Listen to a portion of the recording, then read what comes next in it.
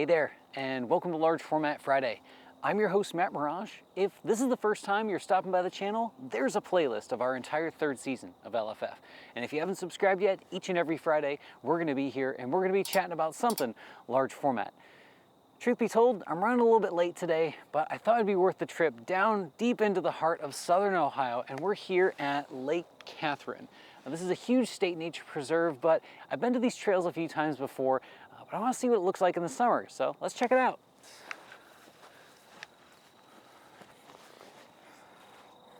Okay.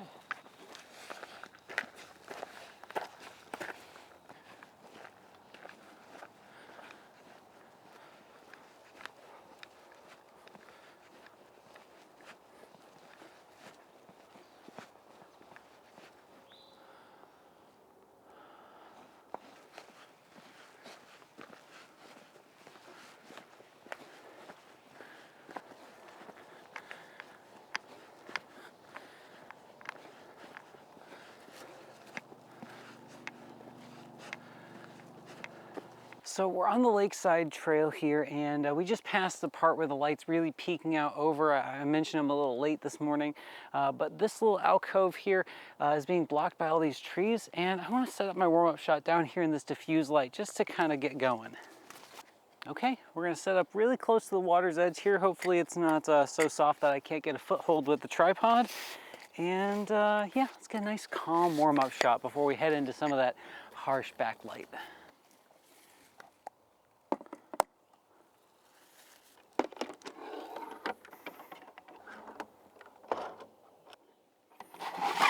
So I've got my standard lens on here, and I'm playing around with tight composition that I wanted to try. I've got all these leaves and lilies on the surface of the water, so I'm a little backlit, but I want to try and focus on the entire surface of the water. I do have these reeds in the front here that are kind of in the way, but I kind of like how they're framing things up. What I'm going to try to do is I'm going to drop my lens just enough to get these reeds somewhat to cooperate. So classic tilt rules, I'm going to focus to my far, which is the far corner of the trees there, and I'm going to tilt to my near. I'm not going to be able to achieve this shot wide open, but I'm going to be able to get there by stopping down just a little bit. In order to help this exposure and get all the values where I want them to, especially because the sun has already started coming up, I'm going to use my graduated neutral density filter in combination with a yellow filter. The yellow filter is just going to give me a little bit more separation in these greens and blues from the water, and this is going to help me knock down the sky and that background that might otherwise be too bright. You can stack filters, and that's the beauty of these filter holders. You can start to combine things. So I'm going to drop in my grad, and I'm going to drop in my yellow. Still testing out my release version of the Ravenni Spot. Loving it so far. It's just more feature rich than the Kickstarted version, so what's not to love? We're shooting 8x10 Delta 100. This is what I tested a few months ago, and I've been shooting since late spring. So I'm in zone metering mode. I'm gonna pick one of these brighter lilies, and I'm gonna place that right at middle gray here. Got that. So we're working with a metered exposure time of just shy of 2 seconds. With reciprocity, I'm going to call that 3 seconds. It's going to be like 3.5, but 3 is going to be fine. That's also compensating for my yellow filter. The grad filter doesn't need compensated for unless it's goes into where these like shadow areas that I metered out for were. So I'm going to pop in my film. All right, ready, and 1001, 1002, 1000. All right.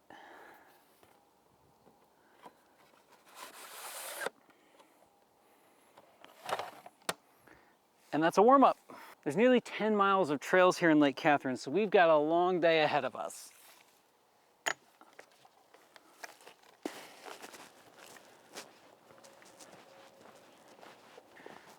Well, I think that's about it for the Lakeview Trail. We're gonna head around to some trails that I've been on before, and hopefully we can catch some more of this nice light coming in.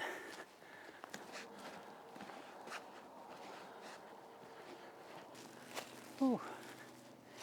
So I thought I was done with this trail, but it turns out there's some Pretty neat backlight coming in. Anybody that's watched the channel for any amount of time knows I'm a sucker for backlight, but when I see dynamic light like this coming in from behind, I don't immediately just go toward it. I also start looking around the surrounding area. I mean, just check this out right here.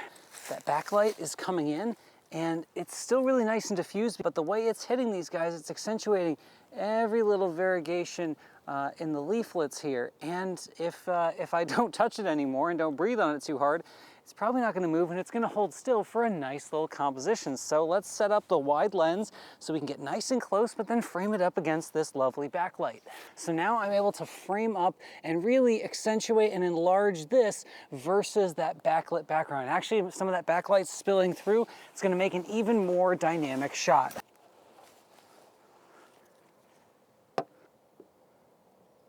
Right. I'm gonna place the ferns on 5 and place the bark here on 4. So the bark, let's see, and we're gonna be for F22, so we're at a second. I'm gonna check the shadow of that tree back there. That should be at about a zone 2. Yep, so we're at a 1.5 seconds at F22. So accounting for our bellows extension factor and the slight reciprocity that we're hitting with the film metered at a 1.5 seconds, we're just gonna go for 4 whole seconds. So we're gonna pull our dark slide, already cocked, ready, and 1001, 1002, 1003, 1004.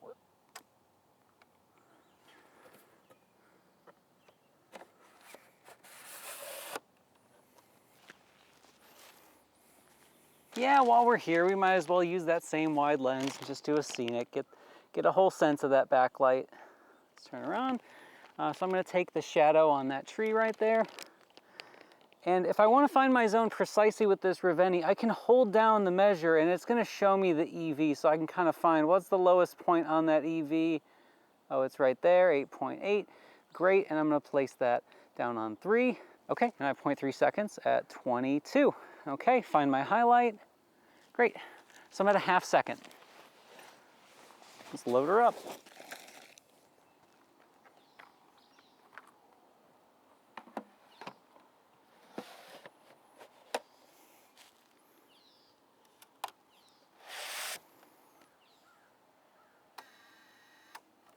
There we go.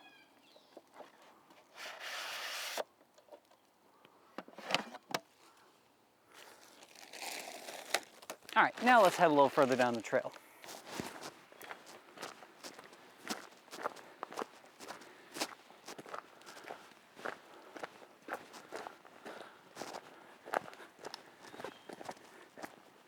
It is, this might actually be the brightest it's ever been when I've been to this part of Lake Katharine. So we're kind of on the opposite side of the lake from where we were earlier. And yeah, the light might be super harsh, but might as well try something. The water's calm enough, and that difference in light cast from these shadows here is gonna give me a really nice dark reflection, something to work with. Let's play around with it. We're already here. We might as well make some pictures. There we go.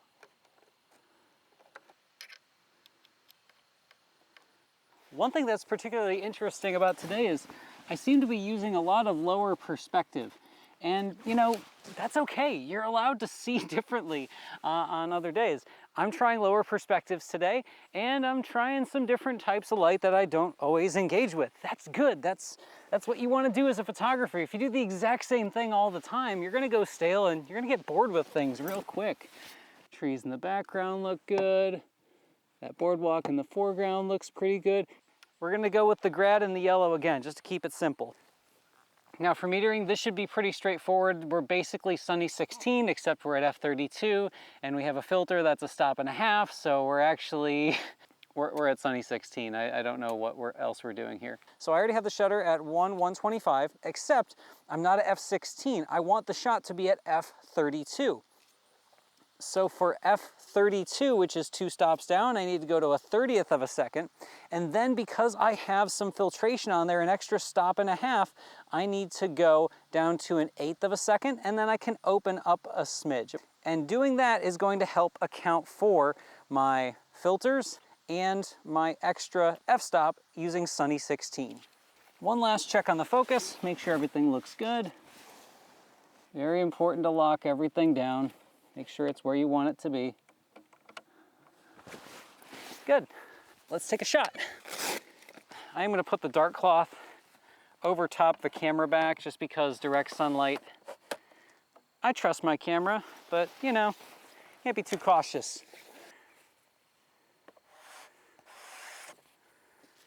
Ready, one, and nice.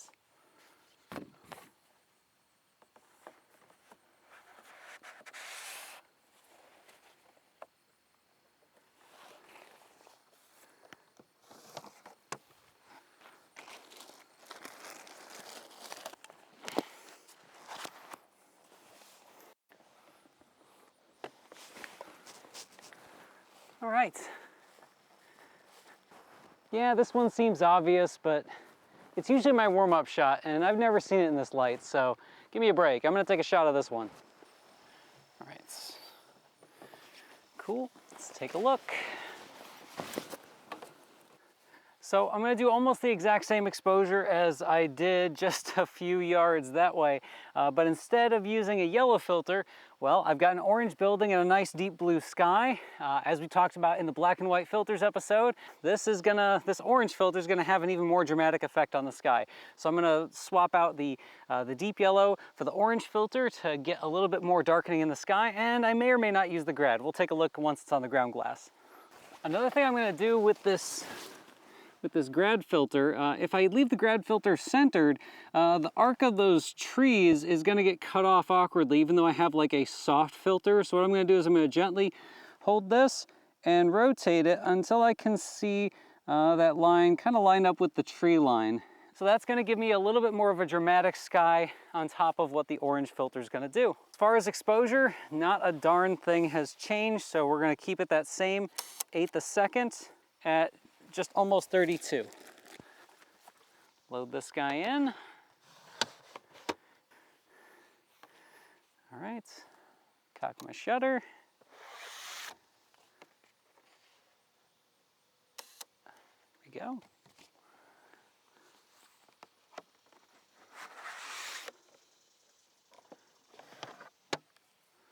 All right, you know, I think I hear some water behind me, which means the falls should have enough water, so let's head on over. Oh, all right. Maybe we'll get some shade in here too. It's about 20 degrees cooler in this shade. Whew. Whew. Well, now is as good a time as any to go ahead and say thank you to all of my Large Format Friday sustaining members. This third month of the program has been going great. Thank you so much for your continued support. It helps me pay for film, pay for gas, do all the stuff that you see here on the show. So thank you so much. If you want to learn more about becoming one of the people in the credits here, you can head over to marrash.com/memberships for more details.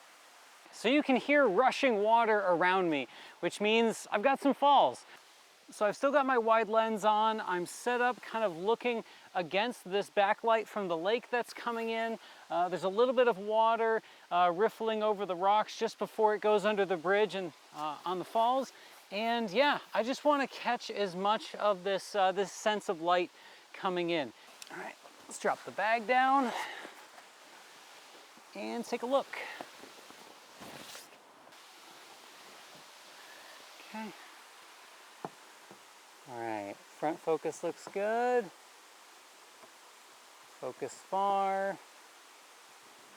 I don't even know if I will need to tilt. Let's meter this out. Okay. So let's kind of find our zones. Our brightest zone in our background is coming in at 11.5, it looks like. That's giving me 2.5 seconds at 32. And we're gonna go to our low zones right here. Okay, good news. It's giving us the same exposure time. That means we can shoot it, well, the way we wanna shoot it. So I have a metered time of 3 seconds at f36. We need to compensate for reciprocity failure. I have to take that to the 1.26 power, which is giving me 5-second exposure. Okay, here we go. 5 seconds, f32.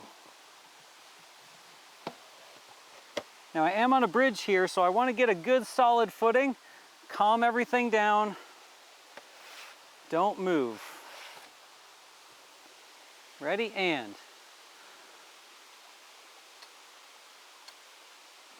Whew, all right.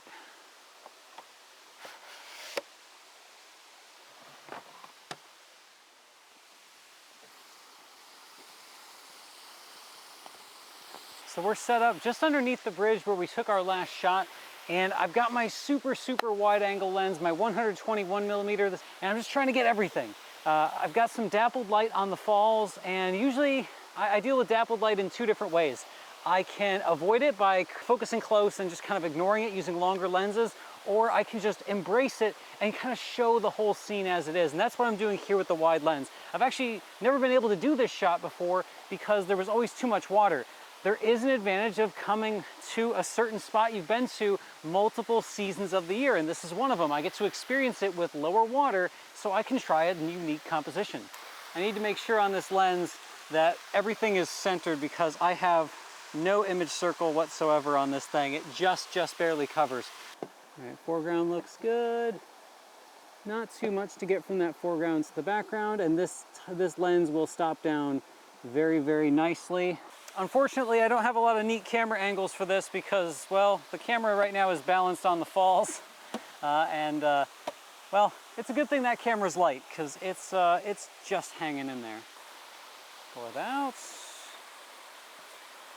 Ready, and 1001, 1002, 1000. Okay.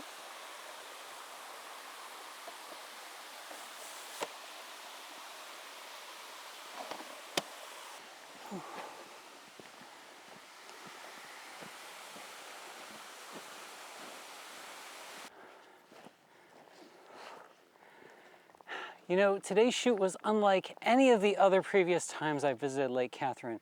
It wasn't spring, winter, or fall, but at the same time, there was probably 3 or 4 different points at which I was like, oh, come on, there's nothing here, pack it in, you can't work with the light. But that extra challenge that this harsh light, this dappled light presented, gave me an opportunity to start looking around and searching for things that I don't ordinarily shoot. Don't be defeatist about it. You already drove down here, you already loaded up the film. If you've already gone through so much of the dance, you might as well finish it and have something to show for it at the end of the day. Even if it's not your best work, you're out there, you're practicing. That's the best you can ask of yourself as a photographer when the scenes just aren't right, because next time when the light's perfect, you're gonna recognize it and you're gonna be able to make something beautiful with it. And heck, there's probably some stuff that I'll like out of today's shoot anyway. If you have any other questions about the large format photographic process, be sure to get subscribed and check out our previous season's playlist. There's lots of answers to questions you might have if you're really new in large format photography.